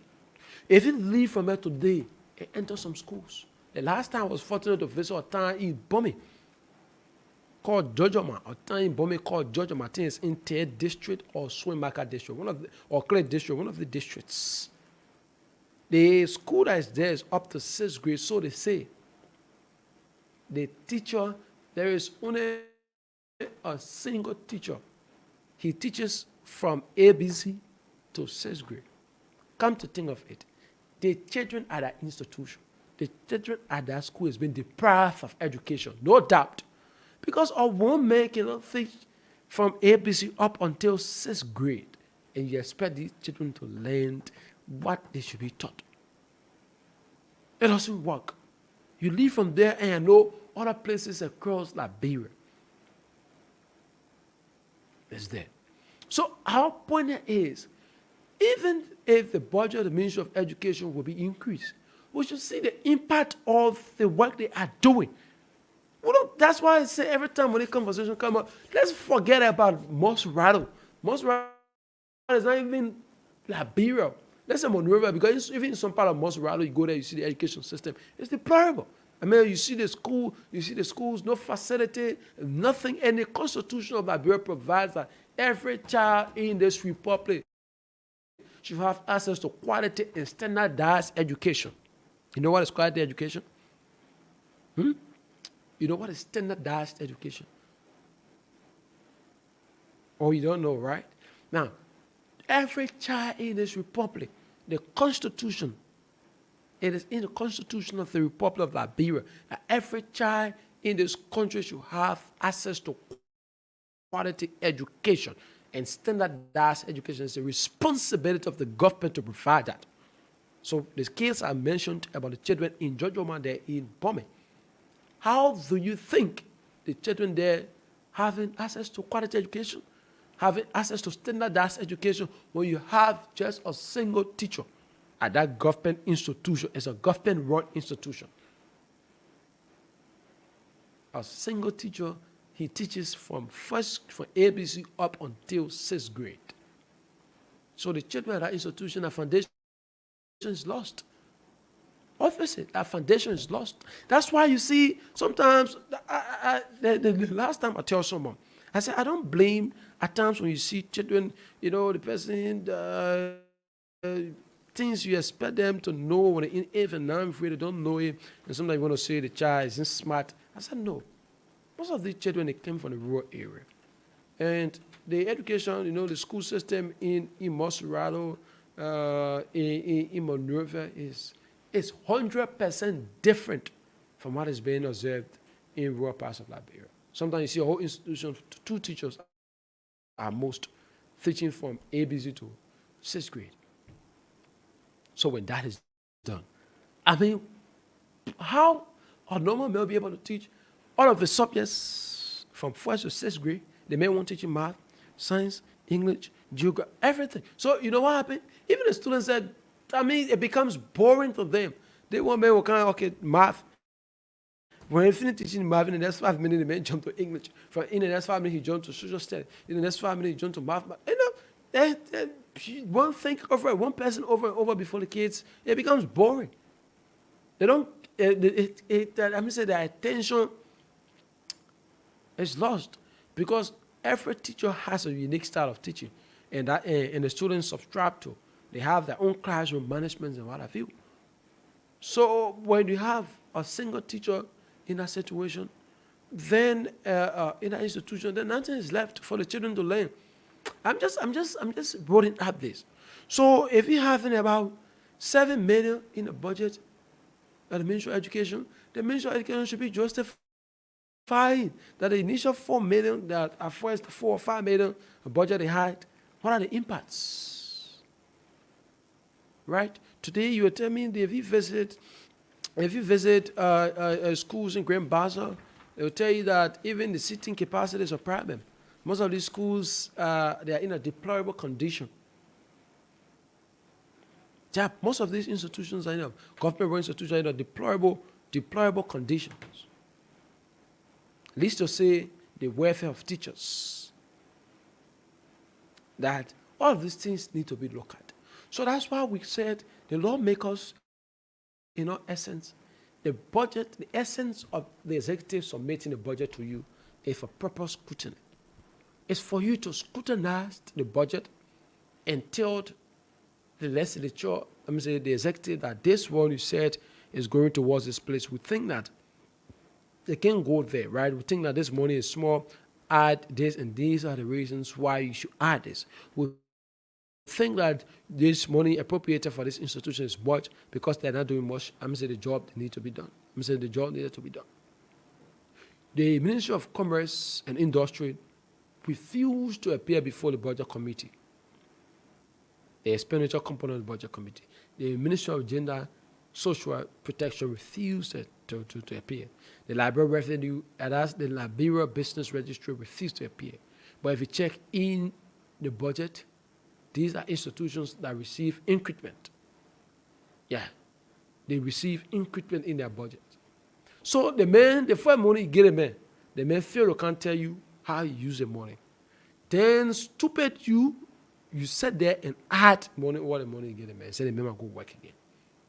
That's been insane. That's been foolish. It tells you that decision is in no way reconciling with the interest of the people. Because I cannot be heading such an institution that I failed to come and inform the Liberian people, the people's representatives, that the budget at first was this, and this is what we did with it. We failed to come out. Then we sit back and use our connections, and at the end, we see increment in the budget. It tells you that the lawmakers have been used. It tells you that the lawmakers doesn't even understand their functions. I say this over and over and again. Right? These guys, those are the legislature that deemed to be honorable. Sometimes I wonder whether they are honorable or they are horrible. Because the thing about it, you are the cost of which young Liberians these days, when they wake up, everyone inspiring, they wanting to become politicians, they want to go to capture bidding. Because their mind, when the population understand that these things that ought to be done are not done, right? Then it raises concern that you have a legislature, you have government institutions, that during the previous budget year, you allocated a budget, X amount of money for them to work in. They fail to show up. They fail to come and tell you how they use such amount. And the following year, you increase the budget and tell them, go and steal more. Go and take the money and say no money. Just do anything you feel like doing. This is what it is. So 16.5 million increment. And you know, one thing again. We are having this conversation, so we just want to drill you through of what happened yesterday on Capitol Bed, up Capitol Hill. So the 16.5 million increment, it fails to capture what the president mentioned in his sonnet. Remember, the president says he's been informed that over 18,000 plus civil servants have been unpaid. So he instructed the legislature, he appealed to them that since you still scrutinizing the budget, there is a need that you make some appropriations. I've been told that some 6 million is needed, right, to be infused in the budget so that it can meet up with the salary component of those that have been unpaid. The budget has been passed. 16.5 million increment was witnessed. But that portion was not addressed. Yeah, that portion was not addressed. The 6 million the president called for and appealed with the legislature to strive and ensure that it was there. The legislature went to work and he had a 16 million increment, but failed to point to that. I'm going to play you Rosalind Dennis, one of those. After the passage of the budget, she had a concern. She raised a very, very, very, very legitimate concern. And this is what Rosalind said on yesterday. It's important we bring you this, Liberians. It's important we bring you. I am trying to get this right here. Got a bell thing. This was what Rosalind said on yesterday. Listen to us. There's always a problem with the national budget since I got in the legislature. This vote is a very important instrument, and I think it's one of the biggest instruments here in the legislature. It should be analyzed, it should be debated, it should be discussed, and everybody witness the line ministries, the agencies, the grants, the subsidies. It has always been our contention that we need ample time to analyze the national budget.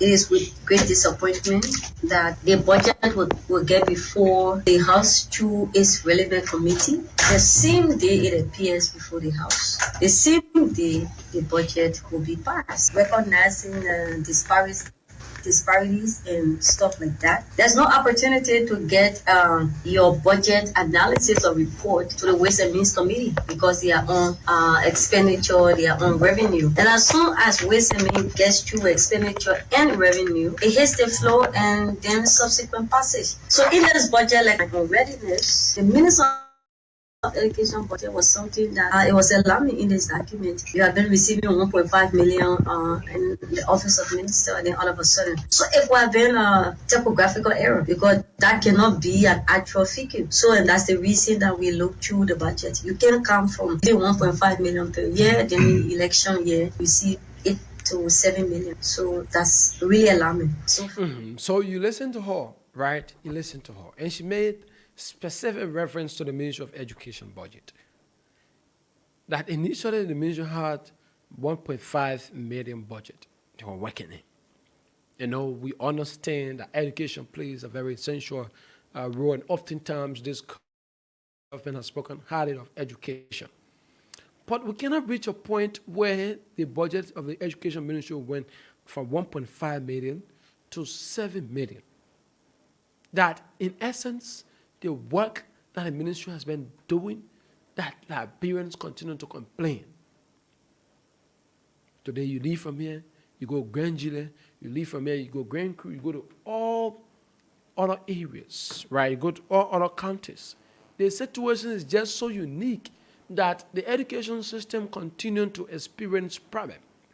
The education system continues to experience problem. The Ministry of Education in itself is not doing much. Every time they want to tie it to budget.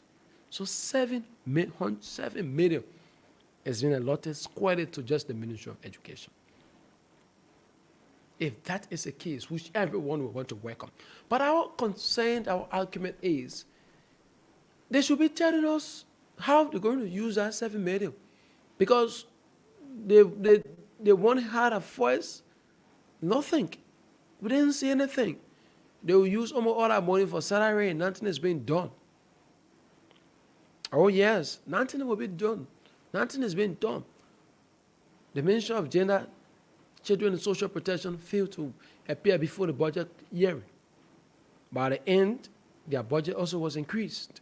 So the man can't tell you why he won't use the money for. The man can't tell you the first time you gain the money, what did he use it for? But you sit there and add the money up. The Ministry of Commerce did the same. The Ministry of Commerce fails to appear before the budget hearing committee to tell them that what they intend to do in the new budget year. To tell the budget hearing, the previous budget, how was it used? This is what, and this is how it's been done. This is Liberia right there for you. So that's why the issue of budgetary allocation will continue to be a problem, because the institutions that are doing the work, that need support, that need to be supported to the fullest, have been marginalized, have been stopped. that, for instance, you listen to the National Commission on Higher Education. It saddens me when I listen to the Commissioner General of that institution, that Okoye, when he said, even at the commission, the vehicles you use, they are all rented vehicles. Now, as we speak, they are on a tour across the 15 counties, visiting colleges and universities. But the vehicles they're carrying, they are using on that trip is a rented vehicle, because the institution, the National Commission on Higher Education, does not have a single vehicle on its own. This is Liberia ready for you. And across institutions and differently today, you want to look at the Liberia National Police, you want to look at the security sector. This is election year. We are drawing closer to election year. The security sector should have been prioritized to the fullest on this budget. Oh yes, because election year, tension escalates, violence increases. Yeah, crimes is on the increase. So the security sector, those responsible to ensure that the peace is sustained, should have been prioritized the fullest on this budget year. And I want to believe that the legislature did due diligence to that. And so, folks, the budget has been passed by the House of Representatives. 16.5 million increment in the budget, from 777 million to 794 million. $532,682. This is Liberia budget, from 500 to 700 to 794 million as we speak. We want to have a conversation this morning, Liberians. We're going to activate the phone lines. Give us your own impression towards the budget.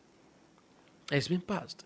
This budget is in your interest. Everything that has been worked on, everything that has been worked on is for you. You own it. By right, appropriations, money allotted to various ministries and agencies should be allotted in a way that will reflect the workings and the will of the Liberian people, so that every government ministry in this country that will receive budget allocation, whether increment or not, that their workings should reflect in the lives of the people. That's how government functions. Government functions across. You have different ministries and agencies, right?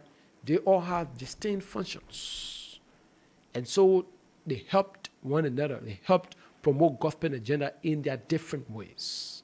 So for instance, if you have the Ministry of Education, it's ensuring and regulating, ensuring that the education system is up to standard. Those in the education sector and those of us that have children who sent to school, our children benefit from quality and standardized education. Those in the health sector, the corrupt health sector high in Liberia, and in different appropriations, when their appropriations have been made in the health sector, it functions in a way that those of us that have our pregnant women, our children, when they are ill, to take them to the various health facilities and they are treated adequately. Those of us in the security sector, when the security sector and proper appropriations have been made, security sector, when we have our cases, we don't need to involve ourselves in the mob violence. We go to the police. When we get to the police stations, we don't have to buy rim or sheep. We don't have to be the one buying stationery before the police function. We don't have to be the one paying for gas before the police vehicle will take us. The police is able to function. And so crime will be no crimes. Those of us that have complaints, that have dissatisfaction, will be adequately addressed through the rule of law. This is how government functions. That's why the budget is very important. So we're going to activate the phone lines. The budget has been passed. From 500, it used to be 500 million way back during the Salif administration, the Unity Party administration. The Georgia government came and increased it to 777 million. Now the new budget is 794 million. Liberians, let's hear you this morning. 0770 907 907 0880 907 907. Give us an impression. Tell us the lawmakers have worked in your interest. and ensure the budget has been passed. 794 million. Someone's making me laugh. Say 794 million. Who can see that nigga? Mama, don't blame me for that. 0770907 0880907 are the numbers. Colors gave us an impression. These are things we welcomed. In all fairness, why it's true we have our discussions surrounding that is important. We mention these things. That if a budget increases, it should reflect the lives of the people. And this is where many Liberians have problem. That the budget is increasing, but the lives of the people aren't increasing. You don't see the budget reflected in the lives of the people. Yeah, that's for sure.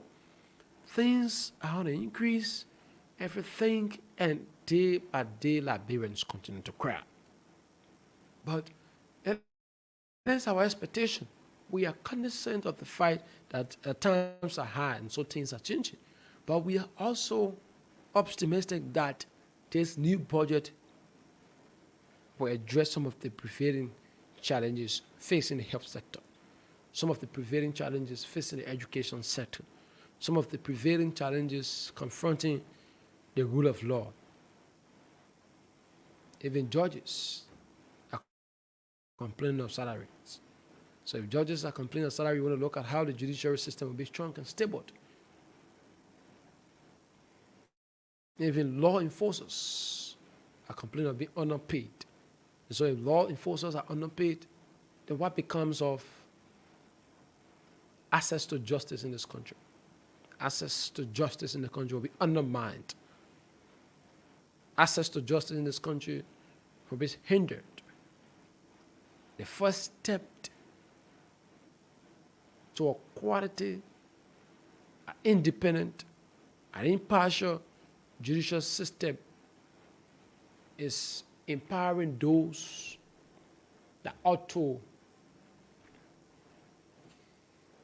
ensure that justice prevails, is by empowering them with the necessary support.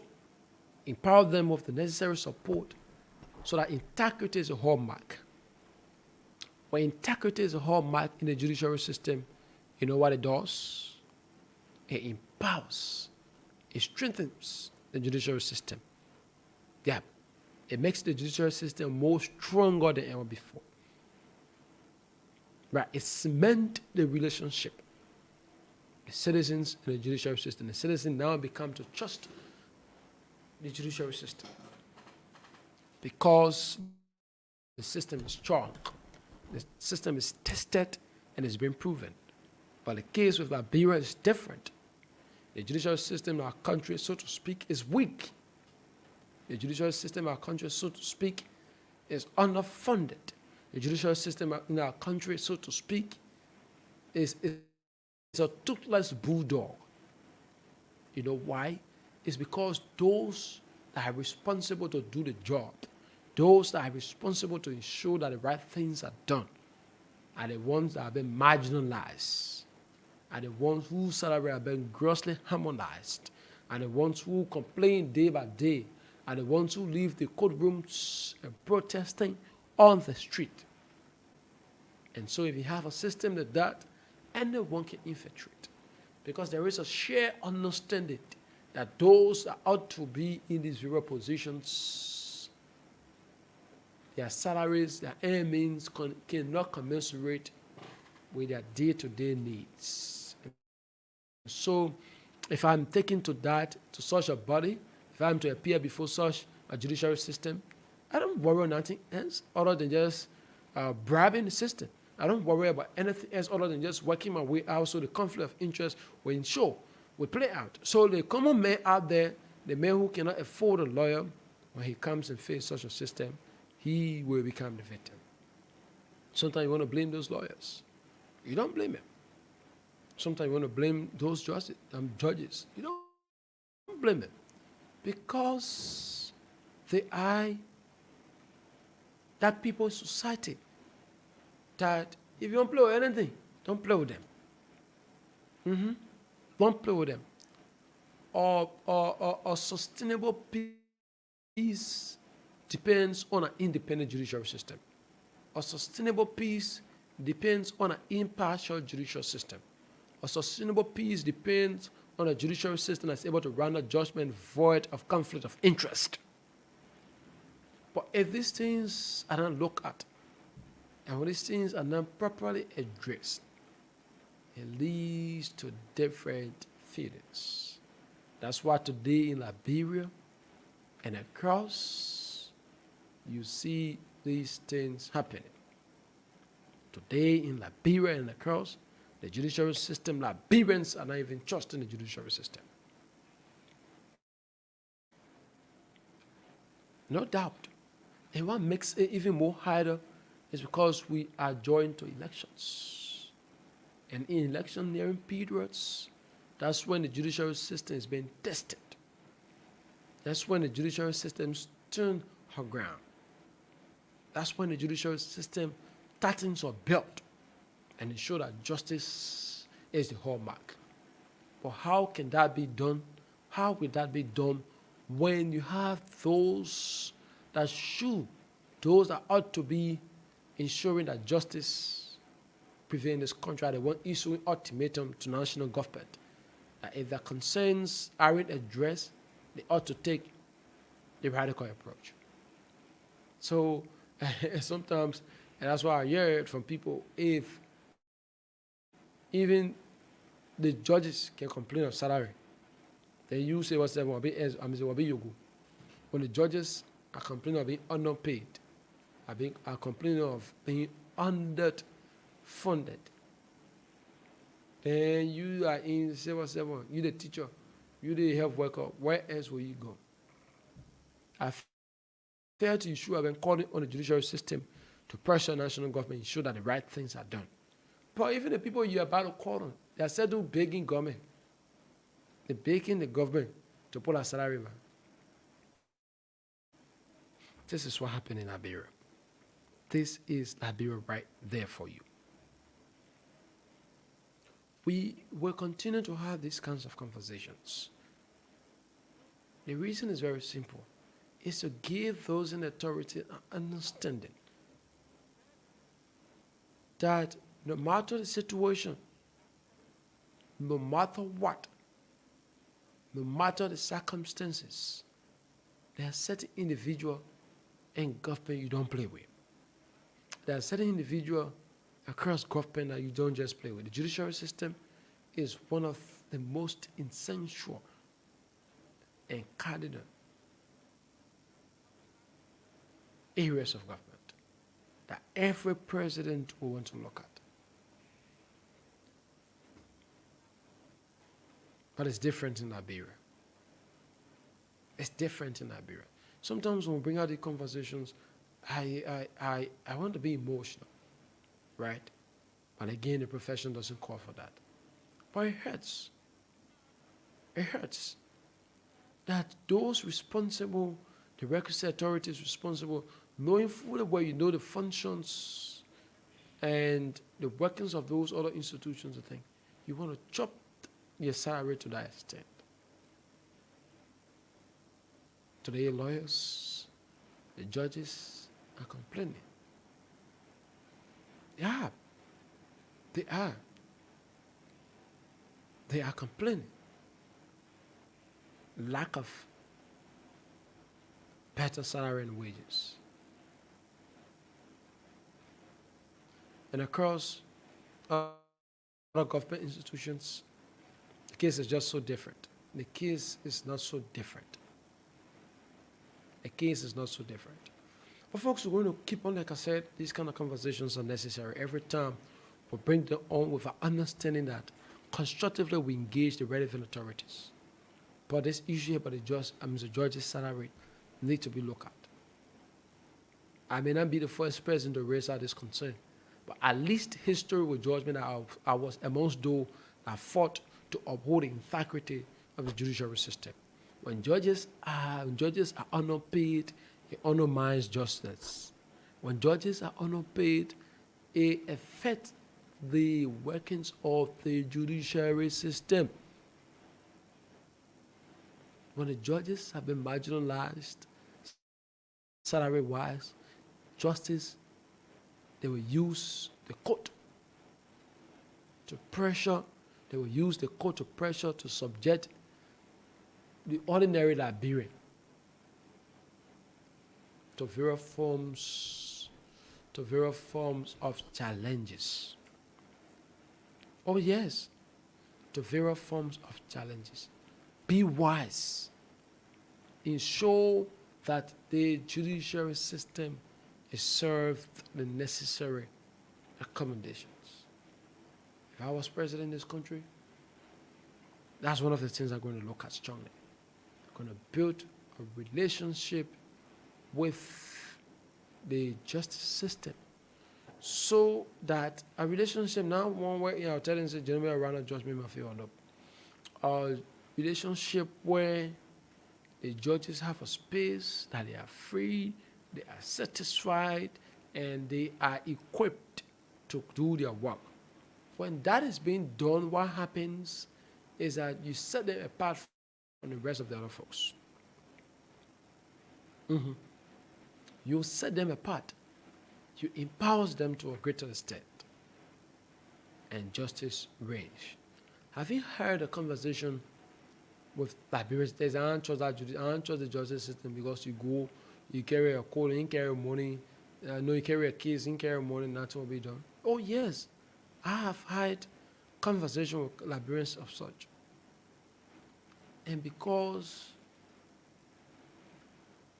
of that, that's why you see the citizens tend to do things their own way. Then they tend to embark on different citizens' actions. Because those that should be providing that environment for them are the ones subjecting them. They are the ones subjecting them. But it's important, folks. We need to understand. And especially as we're drawing closer to elections, it makes it more important. It makes it more even important because political parties will be trusting the judiciary system. Politicians, political actors, civil society organizations, and definitely will be trusting the judiciary system. This is what happens. You see, sometimes you take a case or the court is dragged, it takes whole long. Because even a judge that's supposed to sit on that case don't even have all of what it takes. Sometimes you go to a police station, you take a case there. There is not even stationary to even give you, to even give you shit to rest statements a problem. I can remember I had this worst experience at a police depot here in Monrovia. One of my colleagues was taken to that place. And so we went, the guy I have sat on the detainee bench for so long, time for statement, the head commander came, back and forth, they discussed. Hey, when the man, the second give a statement, the man said, what is the man? The guy said, oh, you know the place? So the man said, what? He said, before you enter, you should buy a sheet, you should buy your own sheet. And just buy a sheet and pen the BOE because we don't get nothing here. Come and support us. And I was like, huh? Are you kidding? Are you kidding? And the man read my sheet at 600, paid. I paid 600. And then once I got one or two postal sheets and plain sheets, okay, that's how he wrote. And I was like, are you serious? Is this my Liberia? Is this the Liberia that I know? Or it is a joke? I want to believe it's a joke. Yeah, I want to believe it's a joke. I am so confident that Liberia, things will get better in this country. And in passing, in conclusion this morning, this is what we are saying, that the judiciary system needs to be tested. Elections around. Political actors will be testing the judiciary system. Politicians, political institutions will be testing the judiciary system. For such a system to uphold its integrity, for such a system to uphold its value, for such a system to stand firmly to the test of time, to these challenges, it needs to be empowered. It needs to be empowered. It needs to have the relevant, the required support, all necessary support need to be accorded the judiciary system. So those of you in authorities, those of you responsible, the Senate Committee Chair on Defense, Security, Intelligence, Steve Zako, these are concerns you should be raising. These are concerns you should be raising. The last time you were at the 66 Armed Forces Day Symposium, and the Armed Forces of Liberia personnel spoke highly on that the issue about security is of paramount concern to this government. But those that provide services for the government have been unpaid in terms of that number, especially in the security sector, especially in the justice sector, in the judiciary system. They have been unpaid. And so there is a need that you look at this. 2023 is right next the corner. Why should we encourage politicians, we encourage political actors, and we encourage all authorities, right, to ensure and use the system wherever there is disagreement. But the people will only be using the system if they trust it. And that trust can come on the independence of the justice system. And the independence of the justice system lies on the necessary support they received. And that's how conflict of interest goes away. And so folks are going to be we've got to go. That was just in passing. 3 minutes up to 10, this I'd love to take leave of you on the program. Good morning, Liberia. This has been a Harris S. Willie presentation. Macaulay April and Parker, due to some pressing issue, couldn't have been here this morning. And so we'd love to take our regular break. We're going to be back on Friday. Yeah, on Friday. I'm going to be back on Friday with another edition. But before we take leave, let's, those of you watching, Hinton will enjoy this. Watching, Emmett Hammond is watching, and Sukumon is watching, Mohammed Adi Kona is watching, Honorable George Watkins Jr. is watching, Mali Gadi is watching, Roberta Riches is watching as well, Ruben Connor is watching, Usman Kali watching, Emmanuel S. Bobo watching, George Woodbotin watching, Dunji Womwen watching, Joel Mo, Joel Mo, thanks for following, Jacob Gay Flo, thanks for following, Sule Kamara, thanks for following, Emmanuel Bunyon, thanks for following, and all those of you watching, say thanks for following. Good morning, Liberia. Return tomorrow with another edition. Until then, my name is Harris Willing, saying, have yourself a God bless day. Up next at 10 o'clock is the news. From economic jargon, attention African soldiers.